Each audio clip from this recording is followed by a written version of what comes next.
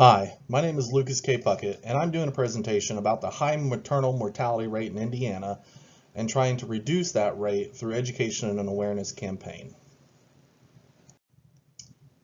Indiana has one of the highest maternal mortality rates in the United States of America. It's within the top 10 states. On average, from 2018 to 2022, Indiana had a rate of 30.9 maternal deaths per 100,000 live births. In comparison, the United States had only 18.6 deaths, nearly half of what Indiana had.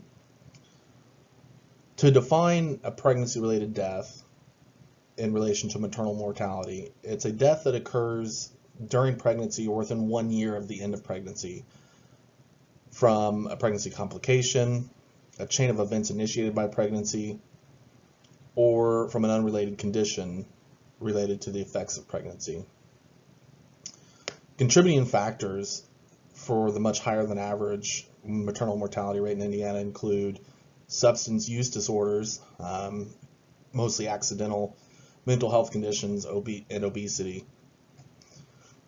Of the deaths that were reported, a coalition in Indiana found that nearly 70% of those deaths were preventable with some sort of reasonable change to patient, family, provider, facility, or community factors.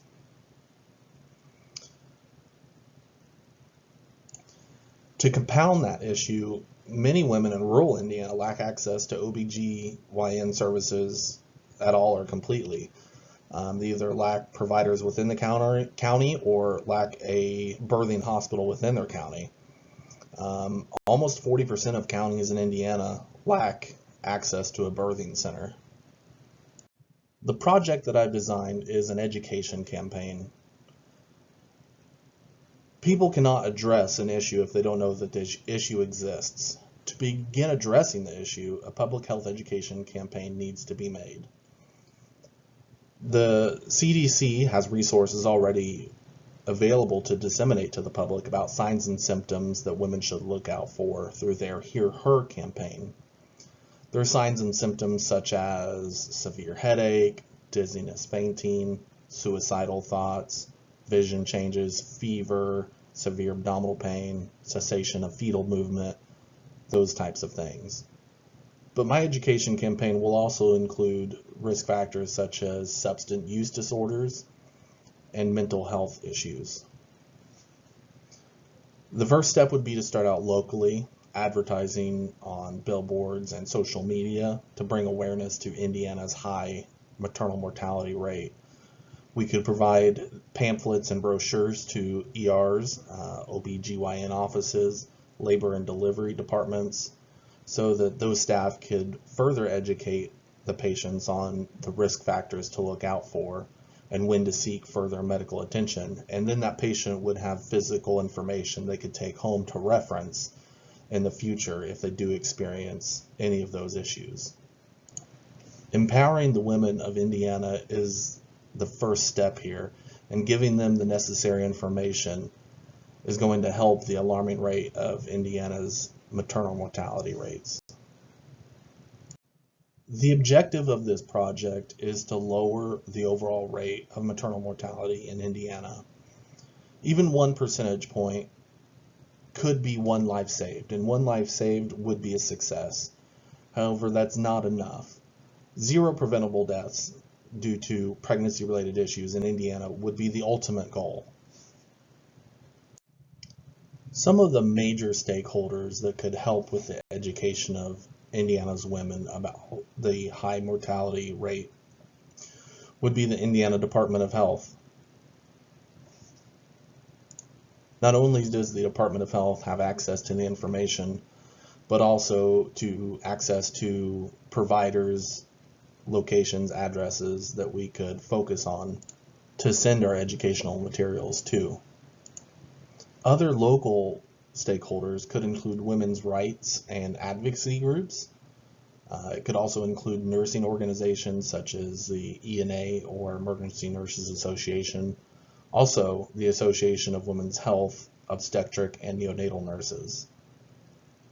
You could also look for women-owned businesses, and also reach out to your local health department for resources. The plan to implement this education campaign would start with design of the education materials. You could make informational pamphlets, posters, cards, and those could all have QR codes that people could scan for further details that would take them to the website that you could make that would have access to links, resources, and further information to bring awareness to Indiana's high maternal mortality rate. Specifically, the website could go much more in depth about signs and symptoms to look out for during and after pregnancy, such as preeclampsia, gestational diabetes, causes of vaginal hemorrhage, and when to seek medical attention for excessive bleeding. It would also further help educate women on infection and sepsis, the signs and symptoms for that, also the risks for hypertension and cardiovascular issues. The pamphlets and handouts would reference the website so that people could go there to find resources for their psychological issues, their mental health and addiction issues. It could reference local resources like the Hamilton Center in Terre Haute, or national resources such as the Maternal Mental Health Hotline or the National Center for Substance Abuse and Child Welfare website. Now that the design and forms of education are formatted, we need to move on to finding our funding. We would look at our various stakeholders to try and enable that. The local health department may have funding available to help with health education campaigns, though it would likely be a modest budget and they would be able to contribute very little. Most funding would likely have to come through fundraising campaigns, speaking to various groups involved in women's health, like the nursing association groups. You could also look into grants online, either local or federal grants, state or federal. I know Indiana has Indiana Health Issues and Challenges grant through the Health Resources and Services Administration, and also grants from the Centers in Excellence, Maternal and Child Health Education, Science and Practice grants, and Maternal and Child Health Public Health Catalyst Program grants. However, grants may be a more difficult and time-consuming option. It takes longer to write out the application for the grant, and also longer to go through the process, various steps of the grant, and find out the eventual winners of the grant, which could likely take up to 1 to 2 years to obtain grant funding, whereas local funding could be obtained as easily as the night of or within a month of speaking to various groups. Now that we've obtained our funding and we've designed our education materials, we can move on to disseminating our information to the local health department and local physicians' offices, ERs, labor and delivery offices. Mostly locally, this would be an office-to-office campaign where they would have better buy-in from us reaching out to them personally, showing them the education and our passion in reducing the amount of maternal mortalities in Indiana. Once we've proven success locally with buy-in from local providers and organizations, then we could take that information and those successes to the state health department and try to convince them to support our educational campaign above other campaigns they may have in the lineup. Once we've put out the health information campaign, it's to the public, they're seeing it, they're going through it, we need to measure our progress. Measuring progress will likely take at least a year or two after we put out the education campaign to be able to really measure the success. It will take time for all the county health departments to compile numbers, for that to go to the Indiana Department of Health, and then for the maternal mortality committee to review and go over those maternal mortality deaths. to see whether or not our education campaign really did make an impact on women's mortality rates. The resources we would use locally would include local printing businesses to help design and print out the brochures, approximately about 2,500 locally for Vigo County. We could hand deliver those without much overhead. Social media advertising to bring awareness to the issue would all be technologically based and online. The resource there would just be money, and also website design would also be online without much locally resourced issues. Challenges and factors that I foresee with this education campaign would be of trying to implement with projects that are already in place or planned to be in place with the Indiana Department of Health. I think locally it wouldn't be an issue, but having it to be a statewide project would take time and convincing to state authorities. However, I don't think it would be a left-wing or right-wing issue, and I think it would be supported by both sides of the aisle politically. Economically, with a booming economy, people and corporations have plenty of money to spend and give to charity and causes. However, today, economically, there's slowing growth, a cooling labor market, and inflation is still up. It's trending downward. So you may find it more difficult in obtaining funding from corporations and associations, and there may be less grant opportunities out there for funding considerations.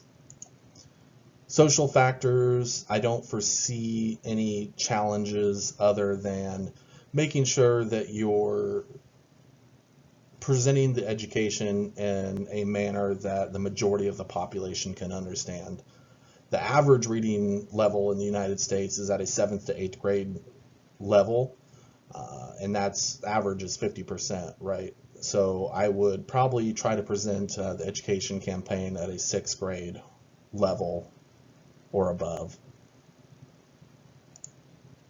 Most women of childbearing age are from the technological era, so I don't foresee any problems with them accessing information via technology, via QR code or website, using resources online or links. Legally, I don't think there are any legal restraints. Should have no issue providing education and resources to a targeted audience. You just want to make sure that your information and education is sound and has evidence-based practice and peer-reviewed articles to back up the information you're giving out. The timeline to get this education off the ground: designing and printing the pamphlets, maybe 2 to 3 months. Website, same time frame. Finding funding is going to be your most time-consuming process. I would say that would take 6 months to a year to secure all the funding. Once you can do those things concurrently as well, so it's not adding time on top of time. Those things can all happen at the same time. So I would say perhaps within 1 year you could implement the education, and then you have to let the education run for at least a year to provide any meaningful impact on women's health. After the education has been out for at least a year, then it would take probably at least another year or two to look into all the data and extrapolate how well your education has reduced the maternal mortality rate in Indiana. Budget-wise, I saw estimates up to $20,000 to print out brochures for an entire state, around 200,000 pamphlets, up to $10,000 for website design and maintenance, $12,000 for social media campaign advertisements, and then throw 20% on top of that for unforeseen expenses, for a total approximate from $55,000 to $60,000. In summary, Indiana has work to do on maternal mortality. Education is the first step, and that takes time and resources. To deem this project successful or not depends on the number of preventable mortality deaths in the future. Once the project has been in process for a year at least, we'll have to look through the data to see if there's been any impact made. Once we have that data, we can then look for better routes to access more people and provide better education to the people that need it. Thank you.